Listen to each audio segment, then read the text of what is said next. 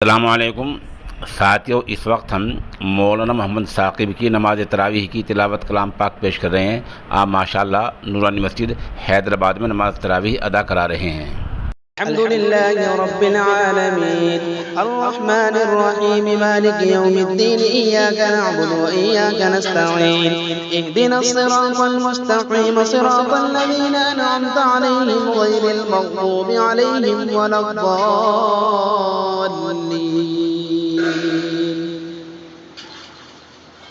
تبارك الذي بيده الملك وهو على كل شيء قدير الذي خلق الموت والحياة ليبلوكم أيكم أحسن عملا وهو العزيز الغفور الذي خلق 7 سماوات طباقا ما ترى في خلق الرحمن من تفاوت فارجع البصر هل ترى من فطور ثم ارجع البصر كرتين ينقلب إليك البصر خاسئا وهو حسير ولقد زينا السماء الدنيا بمصابيح وجعلناها رجوما للشياطين وأعددنا لهم عذاب السعير وللذين كفروا بربهم عذاب جهنم وبئس المصير إذا ألقوا فيها سمعوا لها شهيقا وهي تفور تكاد تميز من الغيظ كلما ألقي فيها فوج سألهم خزنتها ألم يأتكم نذير قالوا بلى قد جاءنا نذير فكذبنا وقلنا ما نزل الله من شيء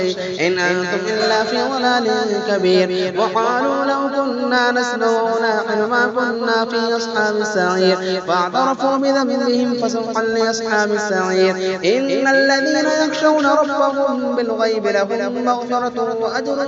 كبير وأسروا قولكم أو جهروا به إنه عليم بذات الصدور ألا يعلم من خلق وهو اللطيف الخبير هو الذي جعل لكم الأرض ظلولا فامشوا في مناكبها وكلوا من رزقه وإليه النشور أأمنتم ما في السماء أن يخسف بكم الأرض فإذا هي تمور أم أمنتم ما في السماء أن يرسل عليكم حاصبا فستعلمون كيف نذير ولقد كذب الذين من